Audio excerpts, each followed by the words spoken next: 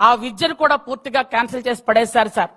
ఐక్యరాజ్య సమితిలో గిరిజనులందరికీ కూడా అన్ని హక్కులు కల్పించే విధంగా, గిరిజనులు మేం కావలసినటువంటి హక్కులన్నీ అడిగే విధంగా సర్వస్వతంత్రంగా మాకిచ్చిన హక్కును కూడా హరించి మా భూములు లాక్కోవడం, అన్నిటికంటే ముఖ్యంగా మా భూమి మీద వాళ్ళ పేర్లు వేసుకున్నారు సార్. మా భూమి పట్టాల మీద వాళ్ళ బొమ్మలు ఉన్నాయి సార్. మా భూమి మా హక్కు అని గిరిజనులందరికీ ఇచ్చినటువంటి మీరిచ్చిన భూమి, అరకు పాడేరులో 1,25,000 ఎకరాలు కాఫీ తోటలు సాగు చేసుకోమని మీరిచ్చినటువంటి భూమి ఈ రోజు గంజాయి పంట పండించడానికి దళారులతో ఏర్పాట్లు చేసుకున్నటువంటి ఒక దుర్మార్గమైన ప్రభుత్వం లాస్ట్ టైం మేము చూసామని మీకు తెలియజేసుకుంటున్నాం సార్. అలాగే ఇప్పుడు కాఫీ తోటలు పండుతున్నటువంటి ప్లేసుల్లో ఇంతకు పూర్వం గిరిజనులు చక్కగా కాఫీలు, మిరియాలు, పసుపు, అల్లం, ఎన్నో చిరుధాన్యాలు పండించుకొని సక్రమంగా జీవిస్తూ ఉంటే చిన్న చిన్న పిల్లల్ని ప్రలోభాలు పెట్టి గంజాయి వైపు తీసుకెళ్లటం, వాళ్ళ తాలూకా వ్యక్తులను తీసుకొచ్చి గంజాయి ప్రేరేపితంగా గిరిజనులందరినీ ఈ రోజు మీరు ఎక్కడైనా ఒక జైలుకి వెళ్ళి చూస్తే అందులో 70% మంది గిరిజనులే అరెస్ట్ అయి ఉన్నారు సార్. ఏ తప్పు చేయకుండా కేవలం గంజాయి తీసుకొని వెళ్తున్నారని ఒకే ఒక కారణంతో. కానీ అసలు సిసలైనటువంటి కింగ్ పిన్స్ వెనక్కే ఉన్నారు సార్.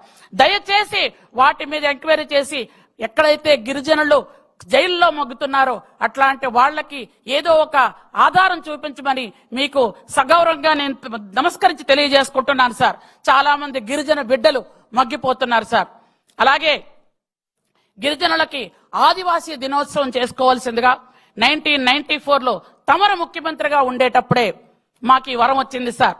ఆ రోజు రాష్ట్ర పండుగ కూడా మీరే 98లో అనౌన్స్ చేసి గిరిజనులకు ఇది రాష్ట్ర పండుగగా మనం చేసుకోవాలని చెప్పి అప్పటి నుంచి ప్రతి ఐటీడీలో ఈ పండుగని, మా పండుగని మీరొచ్చి సెలబ్రేట్ చేస్తూ మాకు ఎన్నో వరాలు ఇవ్వడం కూడా మేము ఇప్పటికీ మర్చిపోలేం సార్.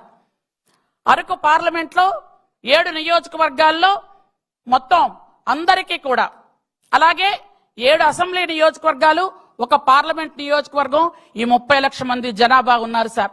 వీళ్ళందరినీ కూడా మీరే ఇంతకాలం నేను సగర్వంగా చెప్పగలను, గిరిజనులు ఈ రోజు బట్ట కట్టి నిజంగా 3 పూట్ల భోజనం చేస్తున్నారు, ఎక్కడైనా ఉద్యోగాలు చేశారు అంటే ఆ రోజు నందమూరి తారక రామారావు గారు ఐటీడీఏలు పెట్టి గిరిజనులందరికీ ఉద్యోగాలు ఇచ్చిన తర్వాత మీరు తర్వాత స్కూల్స్ అన్ని పెట్టి మళ్ళీ గిరిజనులకే ఉద్యోగాలు ఇచ్చి ఈ రోజు టీచర్లుగా, డాక్టర్లుగా, ఇంజనీర్లుగా, ఎక్కడెక్కడో ఐటీ ప్రొఫెషనల్స్ గా ఈ రోజు గిరిజనులందరూ ఉన్నారంటే అదంతా చంద్రబాబు నాయుడు గారు చలవే నేను సగర్వంగా చెప్పగలను సార్. ఈరోజు 5 ఎమ్మెల్యేలు ఉన్నాం సార్. కానీ చాలా మంది గిరిజనులు ఈ రోజు కూడా డోలీ మోతలతో ఉన్నారు. తమరు మొన్న చెప్పారు సార్, ఒక ఆర్డర్ ఇచ్చారు డోలీ మోతలు ఉండకూడదు అని. కనెక్టివిటీ రోడ్స్ వస్తే డోలీ మోతలు ఉండవు సార్. అలాగే మా గిరిజన సోదరి మందులు కూడా ఒక 2 కోరికలు కోరుతున్నారు సార్. తమకి విన్నవించుకుంటున్నాం సార్. ప్రతి ఊర్లో కూడా దయచేసి స్కూల్ ఉండే విధంగా జీవో నెంబర్ 3ని గత ప్రభుత్వం కర్కశంగా జీవో నెంబర్ 3ని తోసేస్తే సుప్రీంకోర్టులో కొట్టేసిన దాన్ని కనీసం దాని మీద విచారణ కూడా చేపట్టకుండా వదిలేశారు సార్. ఇలాంటివన్నీ కోకళ్ళు ఉన్నాయి, తమకు తెలుసు. మాకంటే మీకే గిరిజనుల గురించి ఎక్కువగా తెలుసు. ఎందుకంటే బయట మాట్లాడుతున్నప్పుడు మనం విన్నాం, గిరిజనుల బ్రతుకుల్లో అందరికీ ఇల్లులు కావాలి. ఎందుకంటే గత 5 సంవత్సరాలుగా అందరికీ ఇల్లు ఇస్తామని ఒక్క ఇల్లు కూడా ఒక్క గిరిజనుడికి కూడా ఇచ్చిన పాపాన పోలేదు సార్. ఒక్క నీటి సదుపాయం గాని, రోడ్ల సదుపాయం గాని, ఇల్లు సదుపాయం గాని ఏదీ లేకుండా 5 సంవత్సరాల్లో ఒక్క ఉద్యోగం కూడా లేకుండా చేసినటువంటి పాపం గత పాలకులది సార్. ఈసారి స్పెషల్ డిఎస్సి తీసి 2,400 మంది గిరిజనులకు ఉద్యోగాలు ఇప్పిస్తామని మొదటి సంతకం పెట్టింది మీరే అని మేము సగర్వంగా తెలియజేసుకుంటున్నాం సార్. అలాగే అన్ని స్కూల్స్ లో గాని ఎక్కడ గాని విద్యార్థులందరూ కూడా మీరు వచ్చారు అంటే ఖచ్చితంగా వాళ్ళందరికీ చదువు మీద ఖచ్చితంగా ఒక చక్కటి వాళ్ళందరికీ కూడా అవి ఐప్యాడ్స్ గాని, కంప్యూటర్ నేర్చుకోవటం గాని అన్ని రకాల వస్తువులు ఉంటాయని అందరూ కూడా ఎంతో సంతోషంగా ఉన్నారు సార్.